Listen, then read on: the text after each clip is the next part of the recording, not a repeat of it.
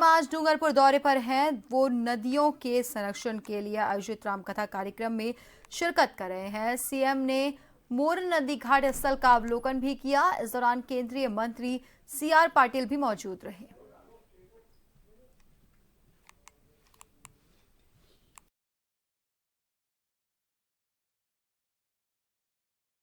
अपने हाथों से काम करोगे उसका आनंद कोई अलग होता है, उसका परिणाम कोई अलग होता है। और उससे मिलने वाला पानी, वो पानी में एक प्रकार की मिठास भी ज्यादा आपको लिखे, क्योंकि आपकी मेहनत के बाद आपको ये पानी मिला है। जहाँ राजस्थान को हम सूखा मानते हैं, यहाँ पर नदी बह रही है। उसके अंदर अभी मुख्यमंत्री जी ने बोट भी चला दी। कौन मानेगा कि जहाँ 20 साल पहले के नदी सूखी पड़ी थी, वहां पर आज बोट चल रही है। और मुझे अभी बताया गया था कि 20 किलोमीटर के डिस्टेंस तक ये नदी को साफ करके उसका कैरिंग कैपेसिटी बढ़ाते हुए जब उसके ऊपर काम करेगा तो यहाँ बहुत बड़ी नाव के साथ यहाँ पर वो चला पाएंगे, जिसमें पर्यटन में लोग आएंगे। यहाँ के लोगों को काम भी मिलेगा, इनकम भी बढ़ेगी। पानी के लिए बहुत कह सकते हैं, मगर मैं आपको पानी के लिए नहीं कह सकता, क्योंकि आपने तो करके दिखाया है। और इतना बड़ा परिणाम जो करके दिखाता है, उसको हम बत्ती दिखाए, रास्ता दिखाए, ये संभव नहीं है। मैं कह सकता हूँ कि हमारे जो कैच द रेन के जो कार्यक्रम में अगर सबसे बड़ा फोटो कोई होगा, सबसे बड़े लोग, सबसे ज्यादा लोग जहाँ जुड़े हैं, सबसे ज्यादा पानी का जिसने संग्रह किया है, जो सफलतापूर्वक आपने काम किया है, ये हमारे जब डैशबोर्ड पर ये चलेगा, हम उसको विशेष स्थान इस पर देंगे और आपको बधाई भी देंगे। हम इसकी पूरी बात माननीय मुख्यमंत्री जी के साथ माननीय प्रधानमंत्री जी को भी बताएंगे कि देखो, आपकी बात जो मोदी साहब ने कहा था ना, कैच द रेन, जल संचय, जन भागीदारी के साथ, तो ये आपने करके दिखाया है। कभी मोदी साहब को भी कहेंगे, साहब अभी कभी यहाँ आप आएंगे, क्योंकि इस क्षेत्र में तो आने की जरूरत नहीं है। साहब तो सर्वांगीण विकास का काम करते रहते हैं, मगर इस क्षेत्र में कहीं आए तो जरूर उनको यहाँ आने के लिए मैं और मुख्यमंत्री जी आग्रह करेंगे कि आइए और देखिए और आपसे मिलिए, ऐसा हम अनुरोध करेंगे। फिर से इतना अच्छा काम करने के लिए, इतना बढ़िया सोच के साथ आपने जो सफलतापूर्वक के परिणाम लाए हैं, इसके लिए आपको बहुत बहुत बधाई देते हुए मैं मेरी बात को विराम दूंगा। बहुत बहुत धन्यवाद। भारत माता की जय। बहुत बहुत धन्यवाद केंद्रीय जल शक्ति मंत्री जी ने जो उत्साहवर्धन हमारा किया। मित्रों, दोनों हाथ खड़े करके तालियों के गड़गड़ाहट के साथ में उनका अभिवादन करेंगे कि हमारी यहाँ की बात मोदी जी तक पहुंचेगी। ये इससे बड़ा तोहफा राजस्थान के लिए नहीं हो सकता। बहुत बहुत धन्यवाद। और मंत्री जी आपको विश्वास दिलाते हैं कि ये 1 किलोमीटर नहीं रहेगा, इसे हर साल 1 किलोमीटर आगे खींचेंगे, व्यासपीठ के माध्यम से आगे खींचेंगे। और ये हमारा आपसे वादा है। भाई हमारे पूर्व सांसद हमारे साथ में थे, उनका भी आग्रह था और मुख्यमंत्री जी ने भी मुझे गाड़ी में कहा था, मैं भूल गया आपको देखते हुए, तो याद आया, उन्होंने याद करवाया है। मैंने मुख्यमंत्री साहब को भी कहा कि आप डीपीआर बना के भेजिए, केंद्र की ओर से भी आपको जो भी आर्थिक मदद करनी होगी वो तो करेंगे। सांसद जी को, पूर्व सांसद जी को याद नहीं रहा कि मैंने तो कहा कि 70,000 करोड़ केंद्र से जो मोदी साहब देंगे वो हमारी मंत्रालय की ओर से ही आने वाला है। तो इसमें और जहाँ कुछ जोड़ना होगा तो हम पीछे नहीं हटेंगे। और इसके लिए डीपीआर बनाने तक की बात हमने माननीय मुख्यमंत्री जी को भी कहा है। हम आपके साथ हैं।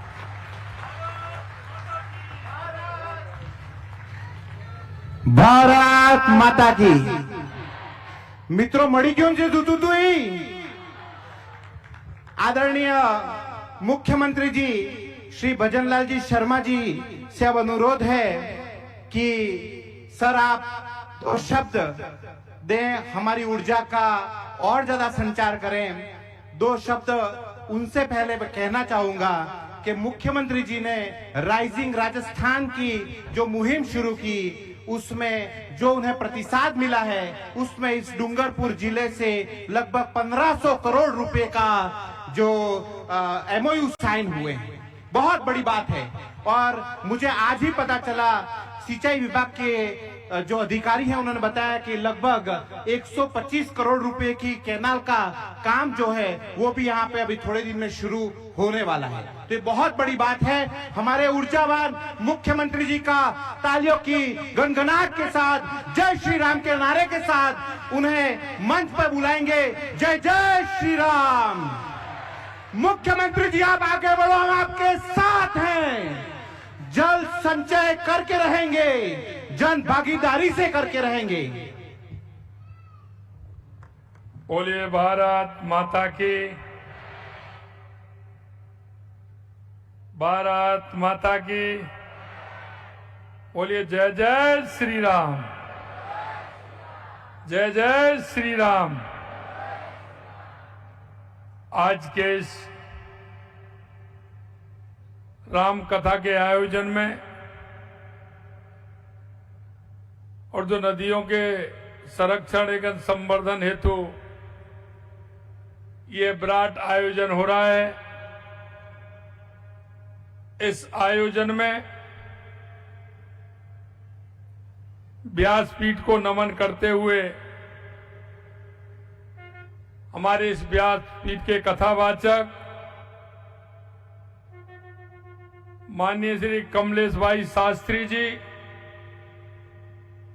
मेरे सामने विराजे हुए सभी संत और महंतगण, और जिनको कि अभी आपने सुना,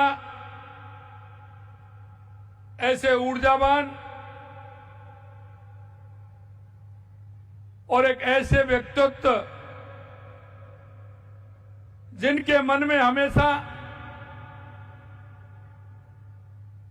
करने की बात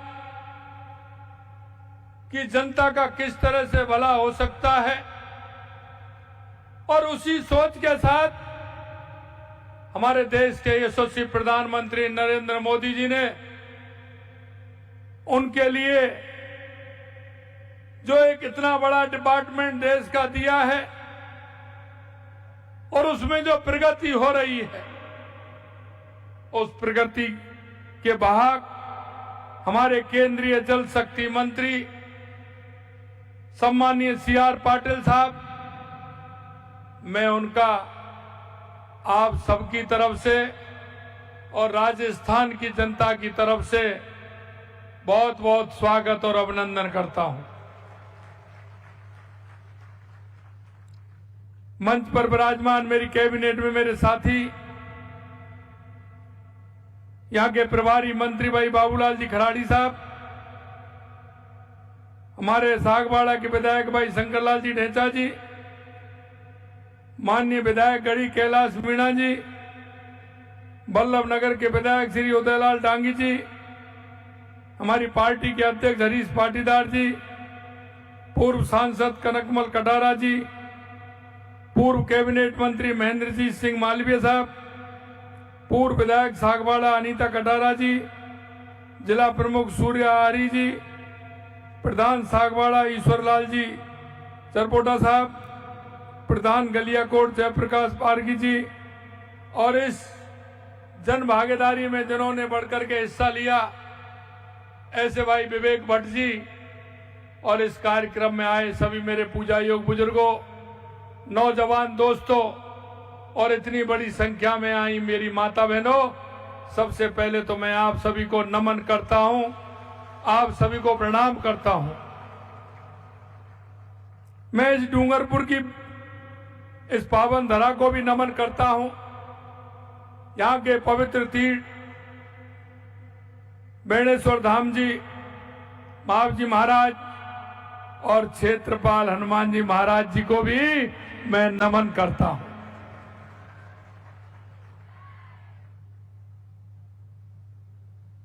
समिति सर्व सनातन समाज खड़गदा द्वारा नदी संरक्षण एवं संवर्धन के लिए आयोजित राम कथा का श्रवण कर मुझे एक अपार, जो मैं देख रहा हूं, आध्यात्मिक सुख मिल रहा है। ऐसे पावन आयोजन का मैं हिस्सा बना, निश्चित रूप से मैं सौभाग्यशाली हूं। मैं आपको बताना चाहता हूं, क्योंकि जब ईश्वर को काम कराना होता है तो किसी ना किसी को वो निमित्त बना करके भेजता है। और मैं कहना चाहता हूं, जो व्यासपीठ से हमारे महाराज कमलेश शास्त्री जी जो कह रहे थे, मैं उनकी बात को आगे बढ़ाता हूं। इस देश के लिए, देश के यशस्वी प्रधानमंत्री नरेंद्र मोदी जी को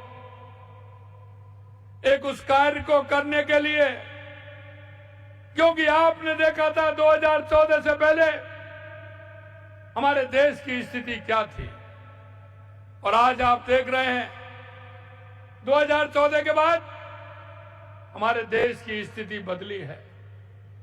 चाहे वो कोई भी क्षेत्र, हमारी गरीब कल्याण की योजनाएं हो, हमारे विकास की योजनाएं हो, दुनिया में नक्सलवाद आतंकवाद का खात्मा हो, या दुनिया में बढ़ता हुआ भारत का गौरव हो, वो आप महसूस कर रहे होंगे।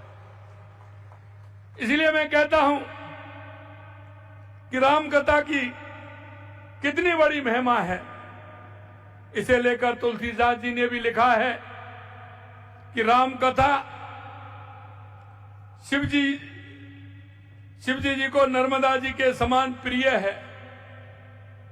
यह सब सिद्धियों तथा सुख संपत्ति की राशि है। देवताओं को उत्पन्न और पालन पोषण करने वाली माता अदिति के समान रघुनाथ जी की भक्ति और प्रेम की परम सीमा सी है। और आप देख रहे हैं, लिखा हुआ है, पूछे ही रघुपत कथा प्रसंगा, सकल लोक जग पावन गंगा।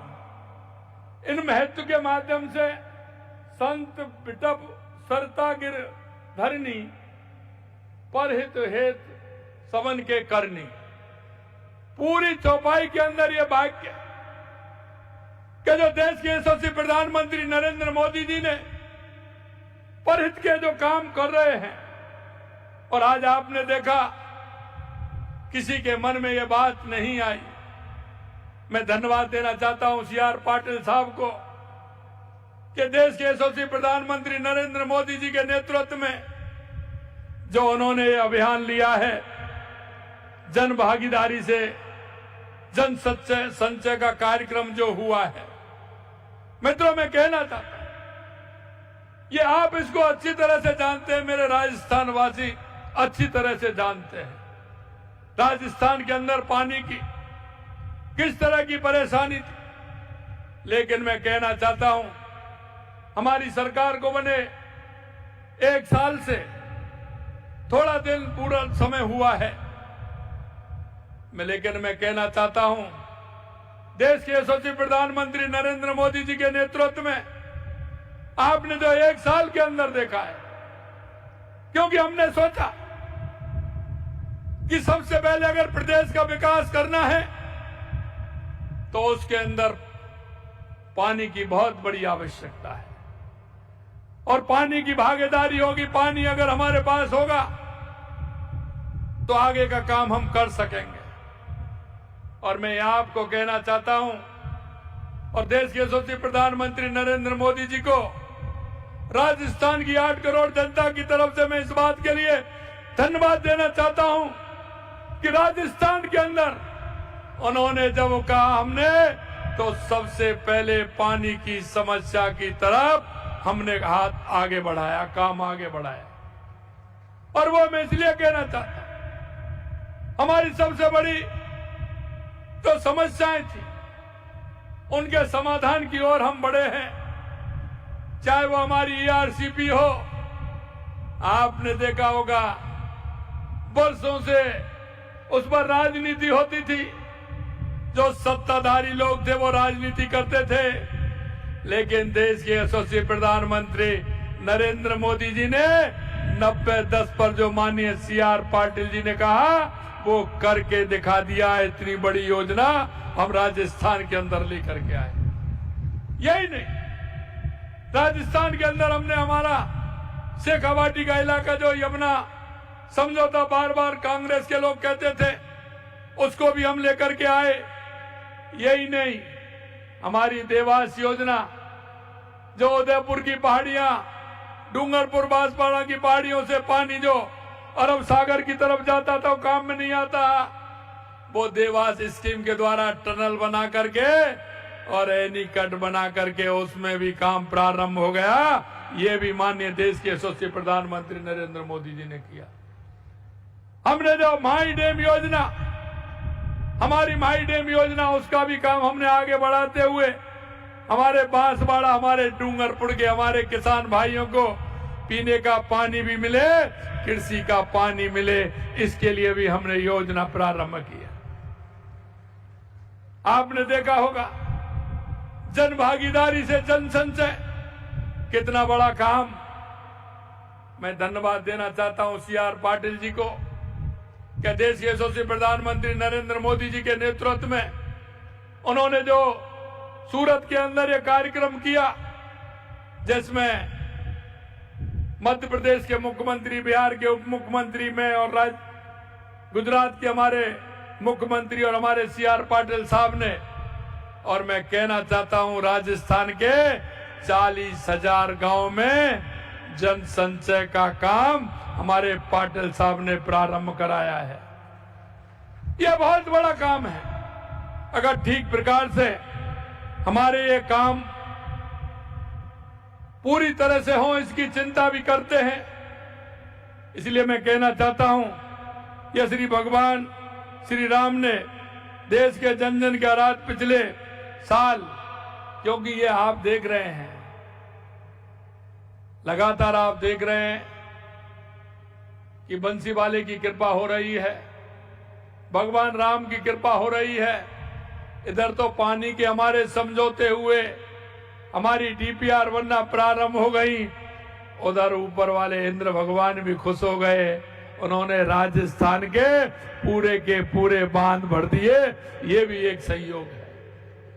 इसलिए मैं कहना चाहता हूं, आपने देखा होगा पिछले साल जनवरी में सनातन समाज का 500 वर्ष का इंतजार समाप्त हुआ।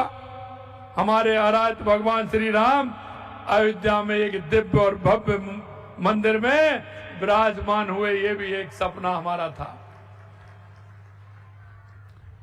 भगवान श्री राम ने सत्य की जीत के लिए समुद्र में सेतु बनाकर एक छोर से दूसरे छोर पर जोड़ने का काम किया। भगवान राम का काम करने वाले यशस्वी प्रधानमंत्री नरेंद्र मोदी जी आम आदमी को पानी उपलब्ध कराने के लिए नदियों से नदियों जोड़ने का काम हमारे प्रधानमंत्री जी कर रहे हैं।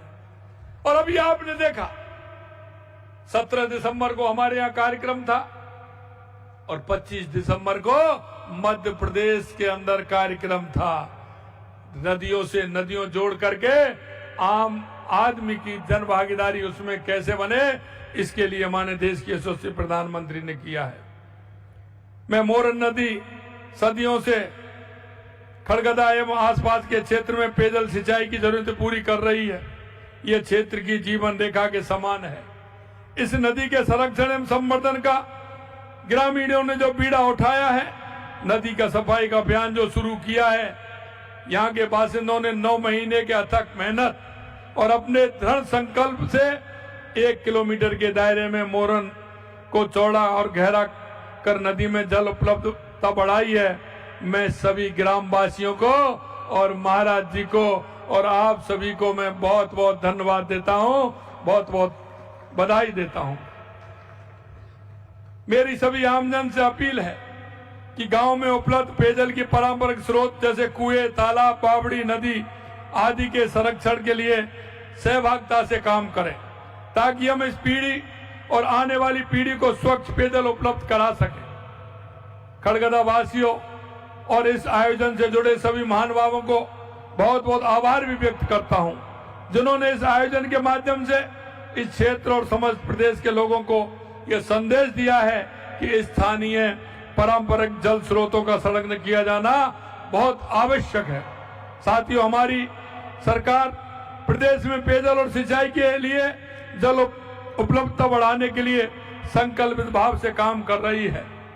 प्रदेशवासियों के लिए खुशी की बात है, जैसा मैंने कहा कि हाल ही में देश के यशस्वी प्रधानमंत्री जी ने प्रदेश की ERCP PKC लिंक परियोजना की सौगात दी है और हम इस परियोजना से को पूरी निष्ठा से के साथ पूरा करेंगे। इस परियोजना से प्रदेश की 40% आबादी को पेयजल संकट से मुक्ति मिलेगी। हमने शेखावाटी के लिए भी काम किया और हमने यमुना जल समझौता भी हमने इसमें किया है। गांव में ही पानी का संचय हो, इसके लिए भी हम काम कर रहे हैं। देश के यशस्वी प्रधानमंत्री नरेंद्र मोदी जी, जल शक्ति मंत्री CR पाटिल साहब ने कर्म भूमि से जन्मभूमि कार्यक्रम की जो पहल की है, जिससे प्रवासी भाई बहनों द्वारा गांव में भूजल रिचार्ज हेतु सहयोग दिया जा रहा है और बढ़ चढ़ के हिस्सा जो लिया जा रहा है, उसके लिए भी मैं उनको धन्यवाद देता हूं कि वो मातृभूमि के लिए और कर्म भूमि से आकर के काम कर रहे हैं। हमारे दिनेश भाई भी यहाँ हैं, जो बहुत ही